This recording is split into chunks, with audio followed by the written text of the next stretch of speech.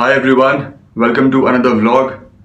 So in today's vlog, I'm going to discuss something which is of great importance to international students when they decide to study abroad, and something which most international students don't pay attention to.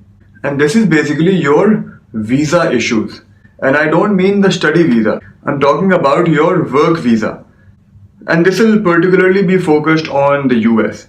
So the work visa in the US.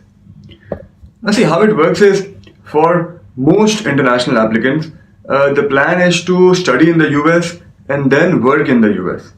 Apart from the job opportunities being much better in the US, it's also because most of the international students have taken huge loans to pay for their education. So to repay these loans, it is very important that they actually earn in dollars. Otherwise, it will be very difficult to repay these loans. Let's say if you're from India, if you start earning in Indian rupees by taking up a job in India, it will take you forever to pay off your dollar loan. So most students, after passing out from a US business school, want to work in the US for at least 2 to 3 years, by when they should be able to repay most of their loan. So when you go for your MBA, you will basically be going on a F1 visa. The F1 is basically the study visa, and how it works is, as part of the F1 visa, after you complete your course, you can stay in the US for 1 year for something which is called OPT. So OPT is nothing but optional practical training. But that's assuming you get a job. So during your MBA or after your MBA, if you manage to get a job, you can stay in the US for 1 year under OPT. However, after that 1 year, you need a work visa. And the work visa is basically what you must have heard of, the H1B.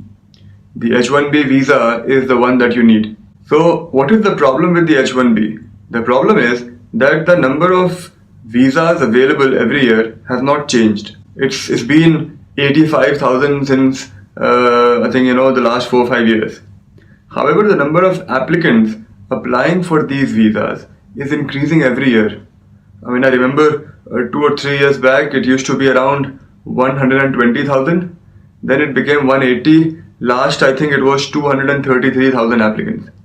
Which means your chances of getting a visa are around 30%, which is not very good. So you could have got a 780 on the GMAT, got admitted into Harvard, got a job with McKinsey and Company, yet after a year of working, you may be deported back to your home country because you could not get the H1B visa. It's basically a lottery system. That's how the visas are allocated. I don't see students being aware of it or giving it any consideration, because it's a huge risk if you ask me. So I'm not saying that you don't go to the US to study, but all I'm saying is you factor this in your plans. I mean, this should at least be in your head. I often see students being zapped once they realize, how big a problem this is. And it's too late by then because they've already completed the course or they are pursuing the course. So then you can't do much. And it is for this reason that even companies in the US, or a lot of them, are hesitant to hire international applicants. Recently, I was reading about this survey which was conducted by the GMAT, and in that survey, I think almost 50% of the companies said they will not hire international applicants. That's a huge number if you ask me. And only 30% said that they are actively looking at hiring international applicants. So the scene is not that great for international applicants. And the companies are justified because, they spend a lot of money hiring you, training you. I mean, the first year, it's mainly training only. So by the time you are ready to actually work for the company and repay all that expense that the company has made on you, you are being deported. So then it's a complete loss for the company, which is why companies are hesitant to hire international applicants. So the bottom line is that the H1B is a lottery. It will all come down to luck, and your chances as per last year of getting an H1B are around 30%. I expect it to get worse because I expect the number of applicants in subsequent years to go further up. I also expect this visa cap to be scrapped, by the way. But and that's my expectation, because it has received a lot of criticism from students, from business schools. Because what the business school says, we bring international students to the US, we teach them, we impart them the best education, and then when it is time for them to repay that, you are sending them back to their home countries. I mean, how does the US gain then? The US does not gain. And I think it's a very valid argument. So from whichever way you look at it, I don't expect this H-1B visa cap to stay there for long. However, it's been there for the past few years, so I can't say when it will be changed or whether it will be changed, but I'm sure it will be. As of now, the visa cap is there, so it's a lottery system that you will be part of. So now that I've made you aware of the problem, I'll also give you 2-3 workarounds that you can keep in mind. So the first is, you normally get one shot at the H-1B because of the way the timelines are. So if you get a job after, say, you pass out of business school within 3 months, which is when most people get a job, then you will have just one shot at the H-1B, because the deadline, I think the application deadline is 1st April. However, if you can get a job offer beforehand, so let's say, you'll be basically passing out in the August or September of a particular year.